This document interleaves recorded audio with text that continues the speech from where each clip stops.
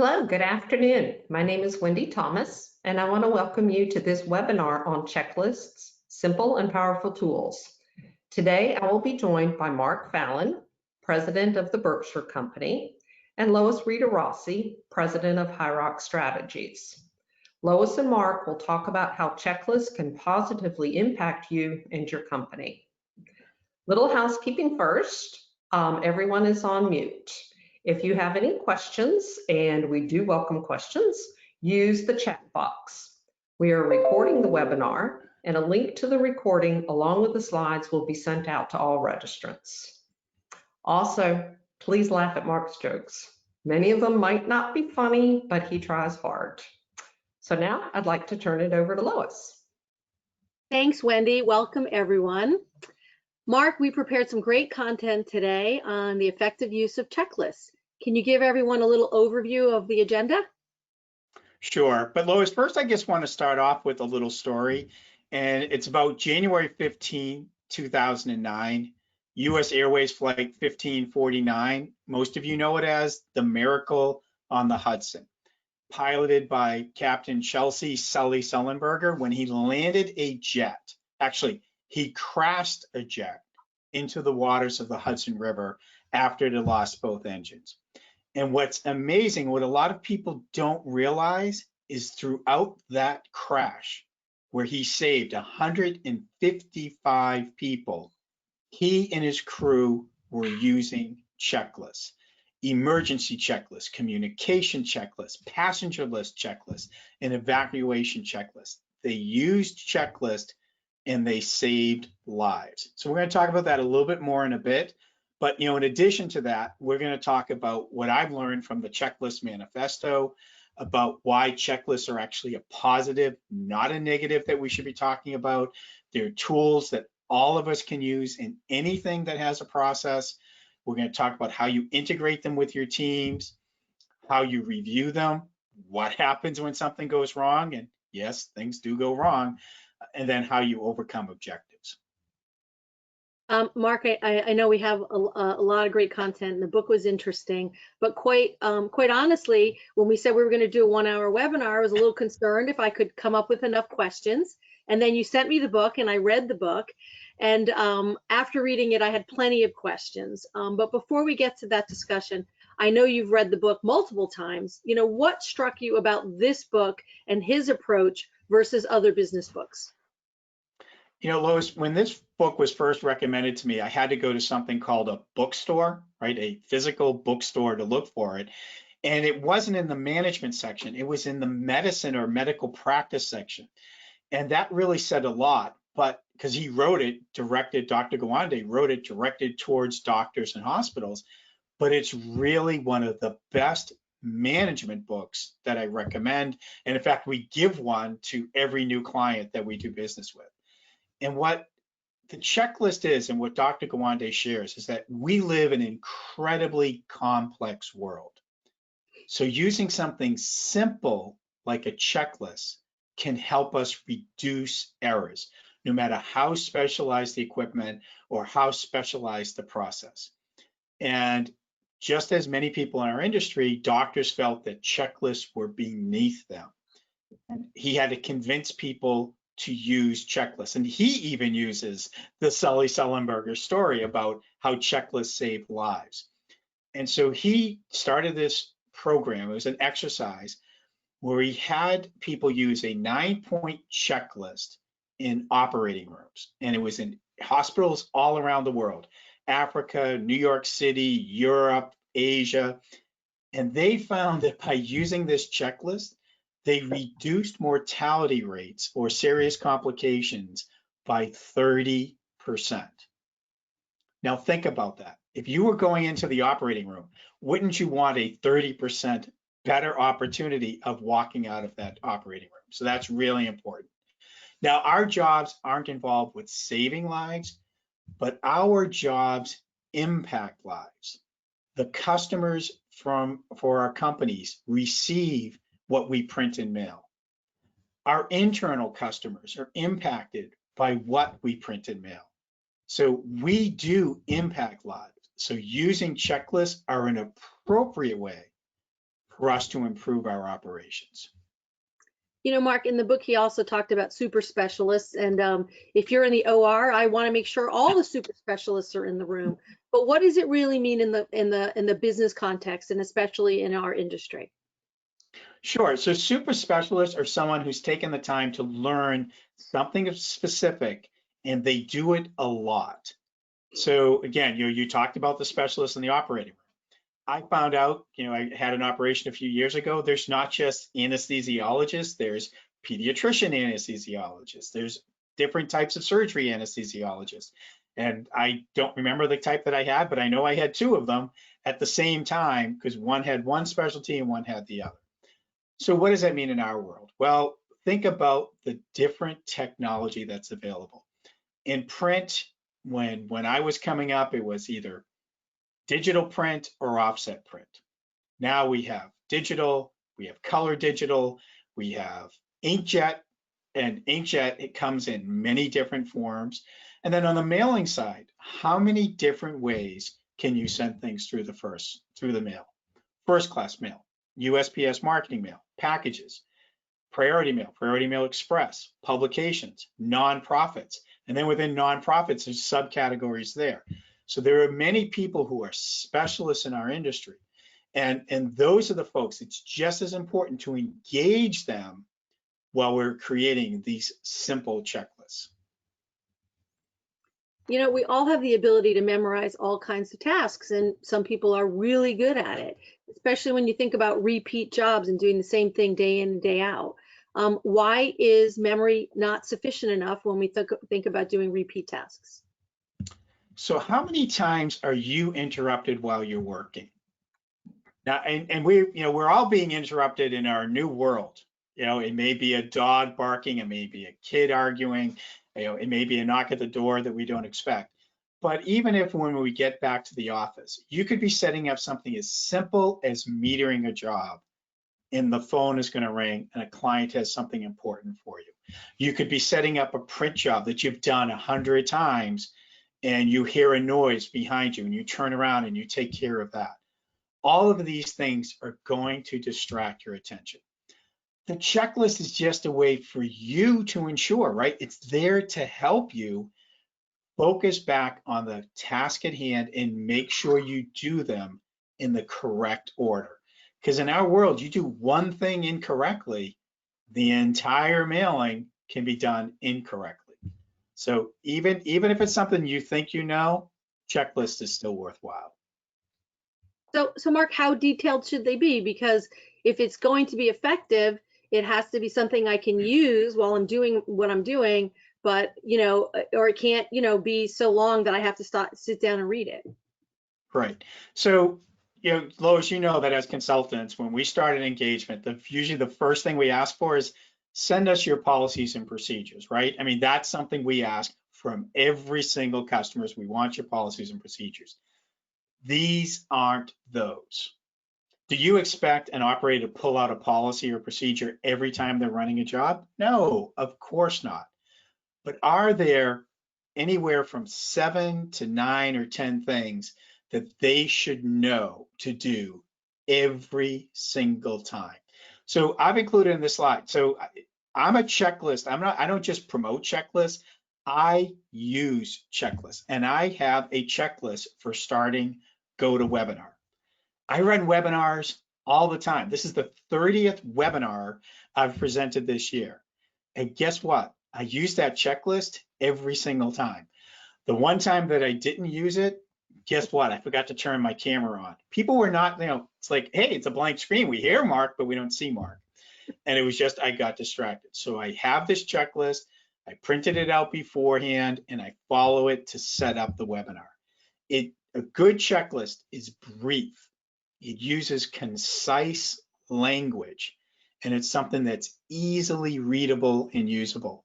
I like that for print and mail operations, they put it right on the work order, right? So when the print work order comes over, the checklist is generated and is right there with it. When it goes over to inserting, the checklist is right there and it goes over to with it. So simple, precise, 7 to 10 max points. So what are the benefits if the checklist is not all inclusive? It is not a set of procedures. What are the benefits? So again, it's about success. What's the minimum we can do to be successful? And what are the things that could come up that could get in our way, right?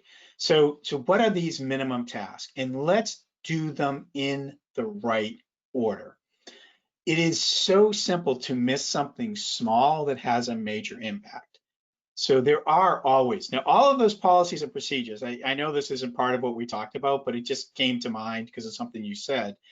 The policies and procedures are important because we have to think through the whole thing. When somebody's in the moment, they're thinking directly what's in front of them. And that's why the checklist is so valuable. But wouldn't checklists limit employees thinking from themselves? So if we look at teams and empowering teams and wanting people to make good decisions every day, my concern is, and we've seen some employees who may think that if I follow the checklist, I'm not thinking on my own. So it's important, right? I don't want people to stop thinking. A checklist isn't that substitute. A checklist is in addition to thinking. It's a tool. It's a tool that's used to instill discipline. It's a tool to assist your memory, and it's a tool to ensure success. You know, I spent a good part of my life in the military, and the Army has used something called an operation order, an op ord, for, well, as long as this guy was a young soldier and I'm an old man now. So it's been around for a long time. And every non-commissioned officer, every private, every officer knows that you want to follow, you want to make sure that the op ord has the situation, the mission, the execution, service support. They call it sustainment now. Again, I'm the old man. It used to be called service support, and then command and control. Every op ord has those 5 sections. And when you are starting an op ord, the first thing you do is write down those 5 words so that you don't miss them. Now, that op ord setup isn't just used by privates and lieutenants and sergeants. It's used by colonels at the battalion level, and it's used by generals at the highest levels of command. They all use this simple 5 points to make sure that their order contains everything necessary to make the mission successful. That's such a good point, Mark, and the discipline of the military and how it breeds success. Wendy, are there any, before we do a little deeper dive, are there any questions in the chat? None at this time, thank you. We encourage you to ask questions. Mark and I'd be happy to respond throughout the webinar. You know, Mark, but most people and most companies today work in team environments. And now we even have teams where there's remote teams and teams on site, and the complexity of hybrid work environments in 2020. How do checklists facilitate teams and groups of people working together? You know, that's such an important point, that the teams are working differently, right? You know, before, you know, we're promoted the daily huddle forever. And before daily huddle meant everybody getting together in the same room, everybody standing up. Now it's making sure we're all on the exact same call at the same time. And it may be, you know, we at the Berkshire company, we have our cameras on because we like to see each other every day, you know, but every day you still have to do that huddle. And why the huddle? What does that have to do with checklists? Because a good huddle follows a checklist. It's that framework. Think about this. We are in an environment we had never thought we would be. So with all these team members and all these diverse different ways of communicating, what's the one framework we can all follow to accomplish the mission successfully? You know, think about flight crews and medical crews. I know it's been a while since many of us have been on flights. You know, every single time they start something, they introduce each other, right? That's part of their checklist. The checklist says we need to make sure we're communicating, and part of their checklist, and I've seen it, it's in writing, is to introduce each other.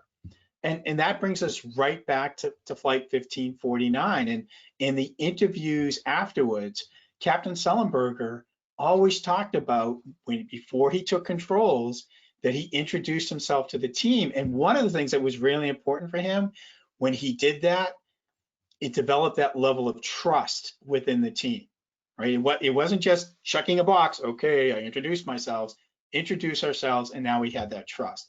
And if you ever listen to any interview, he always brings up his co-pilot, Jeffrey Skiles, his flight attendants, Donna Dent, Doreen Walsh, and Sheila Dale. He always talks about what they were doing and the checklists they were following. So they each had their own checklist, but they all knew when they heard themselves, when he heard his co-pilot going through the checklist, he now says, my co-pilot's on the same page. When he hears the flight attendant giving the correct warnings over the intercom, he knows they're all on the same page. So when he knows they're all on the same page, he can just focus on his job. We are teams that have to work as individuals. So the checklist provides you the framework for the team so the individual can do their job correctly. So that's fascinating. The other thing I thought was interesting in the book is the author speaks about pause points. And it's a little bit of a difficult concept, but can you explain it in the context for those of us in the business world? Sure. You just did one a short while ago, right? You literally, and we had talked about it. That was a planned pause point, folks. When Lois stopped and said, "Are there any questions?" That was to make sure, are we still on the same page? And think about this in a high volume operation. I'll choose the postal services as an example. I know we have some postal friends that are on the call today, and you'll think about starting at about 4 o'clock in the afternoon when the trucks start pulling in till about midnight, and all that mail that's going on, and the millions of pieces of mail just in one SCF that are moving everywhere, trucks going in and out. A good leader stops for a second and takes a second look at that checklist, right? And I'm not talking about just the business mail entry manager. She has one job. I'm not talking about just one of the floor supervisors. Every single leader pauses for a second, double checks that checklist. Are we doing everything? Have we confirmed that we're doing the right tasks and we're doing those tasks correctly? During the election, one of the things that was reported every single day, this was every single day, at the end of the day, all of the floor managers, whether it's a postmaster who's running a local post office to plant managers, stopped and verified that all of the election mail had been processed at that time. Was there anything on the floor? And then they notified headquarters, right? They reported it. Taking that moment, pausing it, and doing it correctly. We heard a lot about concerns about mail getting delivered during the election. Guess what? It was delivered. And those checklists and those pause points were part of that success. So, Mark, we spend a lot of time with clients talking about standard operating procedures, making sure they have them and make sure that they're accurate. How are procedures and SOPs different than checklists? So SOPs are detailed, right? So they will talk about all of the different points. So all of the things that go into being successful, and they may describe something in further detail. And this is to allow anybody to run the operation anytime, become familiar with it. It's a great tool for new employees to understand what they're doing. It's a great tool for training existing employees on what they're supposed to be doing. So checklists are a subset of that. I have seen some clients that include it in the SOP, right? So they're like, here's the standard operating procedure, here's the checklist that goes with it. As I said, my favorite clients are the ones that include them in work orders. Hint, hint, I'm going to probably say that about 2 more times. That's one of the small jokes. It's not a joke. I'm very serious. Included on your work orders. But the SOP is the big picture, and the checklist is what you're doing right now. And one SOP, by the way, may generate more than one checklist because it involves different people. So when we look about constructing checklists that are effective, what should be included if it's a subset of an operating procedure? So the first thing is, what has been forgotten in the past? So remember I talked about my checklist for the webinars. I have forgotten so we use special software for our cameras. I forgot to turn that on and I didn't look this good. And I know you're thinking, Mark, how can you not look good? I didn't look this good, right? That poor Wendy and Lois are like, we have to find a new boss. So that's what's really important. I forgot it, so now it's on the checklist. What has been done incorrectly on the past? And if we were in a classroom right now, I could ask this question. I know at least one person would raise their hand. How many times has somebody set the wrong date on the meter? Right? Come on, that we all have dealt with that. What are tasks that we do every day, but are really critical to get done? Those are the things that are on there. And then the last, and I've said this several times, I'm going to stress it again. What are the minimum necessary steps to be successful? Not everything. If you've ever set up an inserter, setting up one job, if you're really good, you can probably do it in 20 steps. The checklist has 7 to 10. What are the minimum you need to be done successful? So, once checklists are developed, obviously they should be tested. Lots of people are working in more complex production environments with lots more additional pieces of software and very complex hardware as we look at print mail operations today. So what are your thoughts, Mark, on the best way to test checklists and how complicated the testing needs to be? So back to my military background, we would do something called the after action review. Every time we did an exercise, whether it was in rehearsal or it was a live event, we would meet afterwards and we would ask ourselves these 4 questions. What happened? Literally, we walk through what occurred. Then we talk about what went well and then what didn't go well. And this is where people have to be honest. It's pretty easy to say, boy, we did a great job, right? I'm going to get through this webinar. I'm going to send a text to Wendy and Lois. We did a great job. Then we have to say, what didn't go well? And most importantly is this last one, right? It's what? Now it goes into how do we improve? So with the checklist, it's what happened? So did people use the checklist and did it work? What went well? Did the checklist actually assist performance? And then what didn't go well? Did the checklist interfere? Or was there something missing from the checklist altogether? And then how do we improve? It's how do we make that checklist better in the future? So how frequently should they be tested? So when you're first starting out, I would check the checklist, check the checklist every time you use them, right? So maybe it's a week, it's a month. How often do you do it? If possible, especially at the very beginning, have a third person observing the process.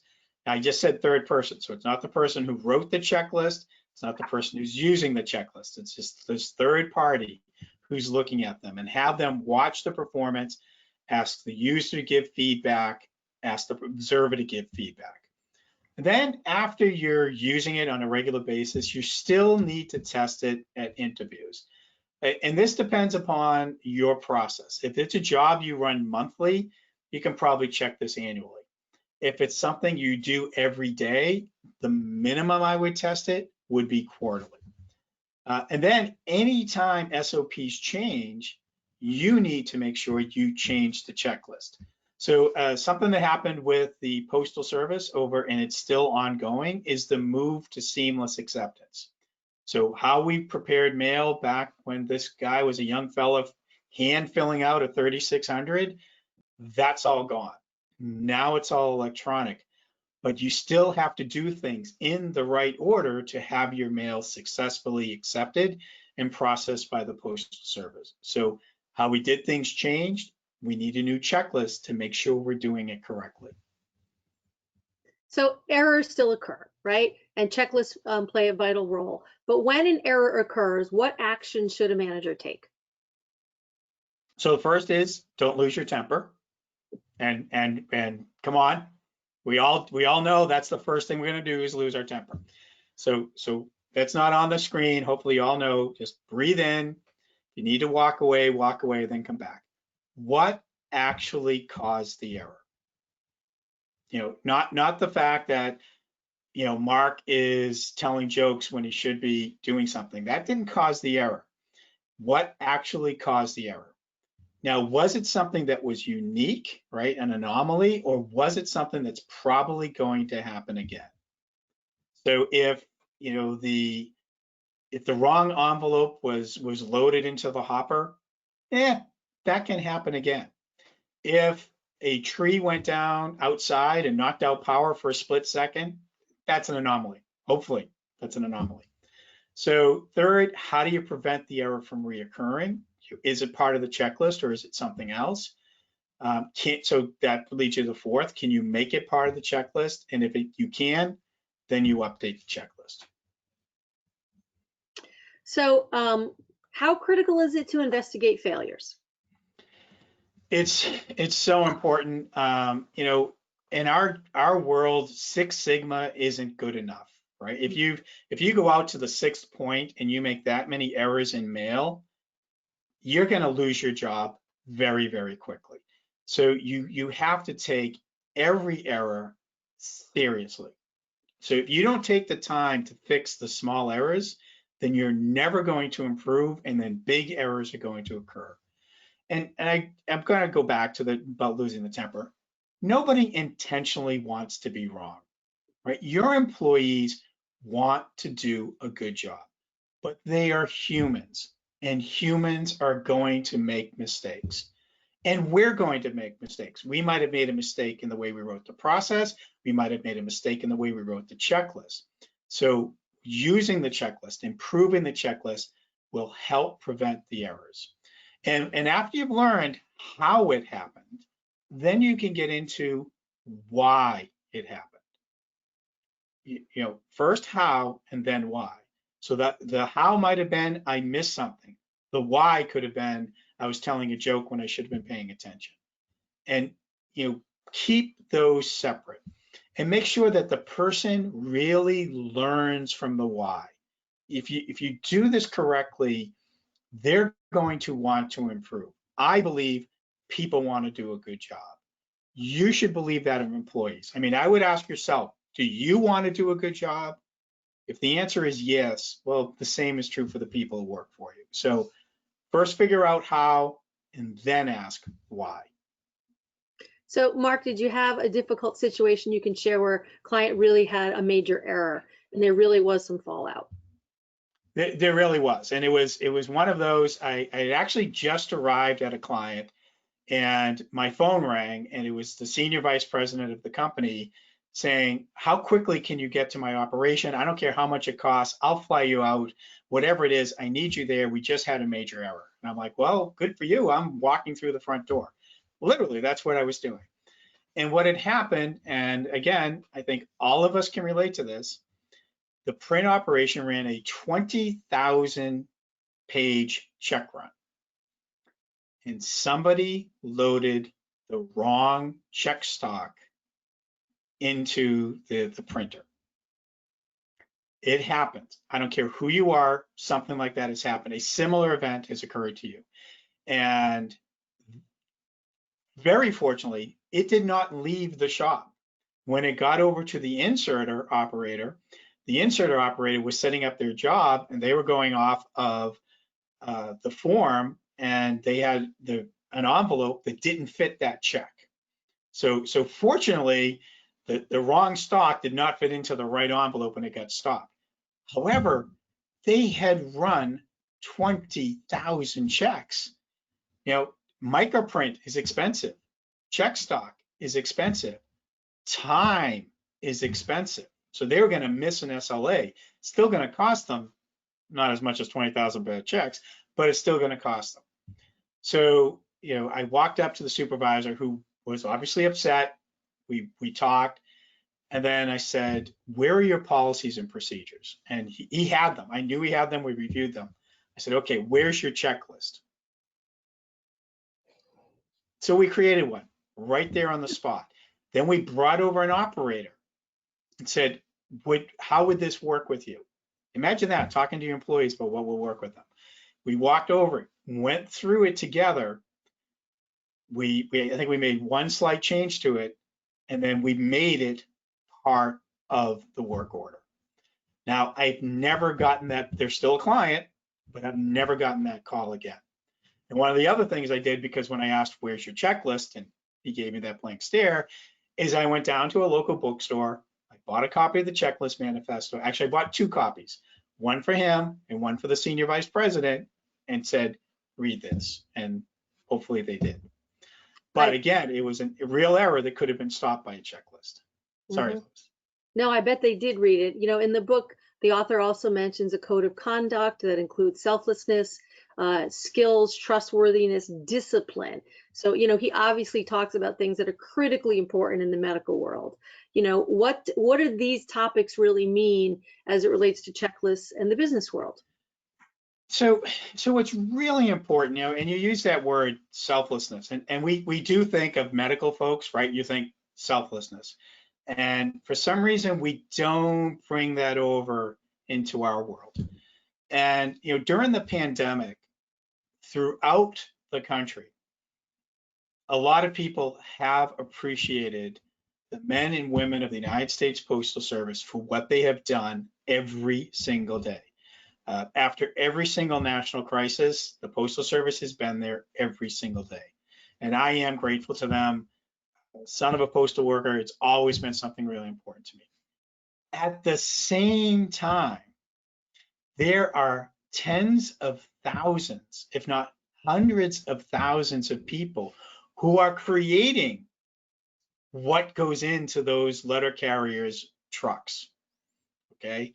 They are deemed essential workers, and they are showing up to work every day. So this culture of selflessness is embedded for most of our industry. It is embedded in what we do. So with the checklist, you're asking them to bring that one step further, to take their ego, put it aside just for a second, because this will help us all do better. With the medical field, we always talk about the skills of the surgeons and the nurses who save our lives. Well, the people who create print and mail, the people who deliver print and mail, right? So whether you're on the creation side or the delivery side, that's not an unskilled job. It is not an unskilled job. If you don't believe that, talk to Lois, whose daughter just became a rural letter carrier, right? She's learning, wow, packing a truck is a skill, right, Lois? Absolutely. Running a printer is a skill. Running an inserter is a skill. Prepping the dock is a skill. So treat these people with the respect that they have a skill. We trust the medical folks with our lives. Well, guess what? You're trusting people's financial information, their medical information, their livelihoods with the people who create print and mail and the people who deliver it. And lastly, discipline. And this is the part that people need to understand. We are very fortunate to work in an industry where a lot of folks share stories, and I've been in this industry now beyond 3 decades, and I've heard lots of stories, and I'm always impressed by the people that go that extra mile. So that's discipline. Going the extra mile is discipline. It's not doing just enough, it's doing whatever it takes. So all of these factors are already in our industry. So use that, right? Embrace that when you're trying to use the checklist, right? Because the people have to believe in them. So for those of us who have gotten religion on this topic, and I know you are one of them, I am, but we also know that we've talked to a lot of people, and not employees are, going to be on board to use checklists. So what steps should managers take to ensure, that employees, you can overcome the resistance? So that is true. There are always going to be some people like, I know my job, right? Why do I need this? And if people don't believe in them, they're not going to use them. We have all seen those work orders where you have a checklist and you see a line being driven right down the end, which they haven't done that checklist. If they don't believe in it, they're not going to use it. So the first thing is we're humans. We love stories. So share the stories where it worked, where show stories of failure where it didn't work, like the 20,000 checks, and then stories where it did work. You know, that's just as important. And if it can happen in your shop, that is even better. You know, make sure that you show, you know, what was your error rate before checklist, and then what was your error rate after checklist. Now, a lot of people don't want to post that too publicly because, you know, obviously somebody walking through your shop doesn't want to see that you've made mistakes, but that's a great daily huddle topic, right? I mean, I know everybody on this call is doing their daily huddles. That's the way you start sharing those successes and where you share those errors. And whenever there's that opportunity to show that you're using checklists, show that. I can't even make up this. Directly before this webinar, Wendy and I were on a call with a client. And I believe he's on the call. Hopefully he is. I'm not going to mention his name. And he's like, I'm always a checklist person. And he holds up a handwritten list of his checklist. Then he shows us he's got an app of lists, of checklists. And someone said, you have all those points on a checklist? He's like, no, I have this many checklists, right? So that's the person you need to make sure is sharing that constantly, right? You as the leader have to show that you're using checklists. Clients have seen me when I walk into an engagement. I start off by, we always start off by saying, this is what we're going to accomplish today. You know, we have a checklist for everything that we're going to look at. So the client sees that checklists aren't something that I just proselytize about. It's something that I use. And when they see that I use them, then they will adopt them as well. Same thing with your employees. If you aren't showing them that you're using checklists, that they're just as important for you, that's when they're going to use them too. Yeah, that's such a good point, Mark. So Wendy, do we have any questions? Is anyone out there would like to put some questions in the chat on this topic? We know it's meaty and it's interesting, and it always is a great topic for Monday morning quarterbacking on, you know, how to improve things in operations. No questions. Okay. So Mark, we've covered a lot of information. I want to thank you for taking the time to really share your thoughts about the concepts and the practical applications and what it's meant for clients and how clients have become more successful using checklists. Do you have any closing thoughts? So as I said, stories are really important. I want to share a story about my 40th birthday, which you can all guess how long ago that was. But before, I'm going to go about 15 years before that, when I was in the Army. And a friend of mine who was a helicopter pilot was going to take me out on a helicopter ride to go get pizza at the highest airport in the continental United States. And we get in the helicopter, get my headset on, and he and the co-pilot start using a checklist. So I'm young, under 30 at the time, and I was a smart, jerky type of person at the time. So I clicked on my microphone. I said, boy, don't you guys know how to fly this? You need instructions. They shut down the helicopter. He turned around to me, and then he used that, you know, he always called me Mark. Then he used my rank, and he said, Lieutenant Fallon. So just like when your mother used all three names, right? So instead of Mark, it's Mark Michael Fallon, all right? You know you're in trouble. In the Army, somebody uses your rank, you know you're in trouble. He said, if you ever get on an aircraft, unless you're under fire and the pilot doesn't use a checklist, get off, right? And it stuck with me. So my 40th birthday, my good friend Scott, I've known Scott for a long time. He's the type of person, yep, we're just going out for dinner and I get home at midnight type of guy, right? Because we're talking. That's all we're doing is talking for hours.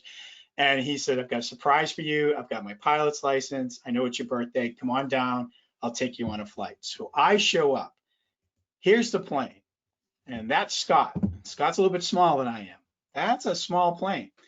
And then I start thinking, you know, Scott's the guy who I go out for dinner with and I get home at midnight. And Scott's going to be flying me around in this plane, and that's a pretty small plane. And I went from being very happy to being very nervous.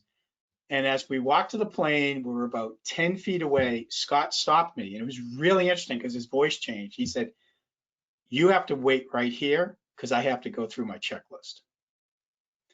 Him saying, "I have to use my checklist," just brought this huge smile. All the nerves went right away. I knew he knew what to do.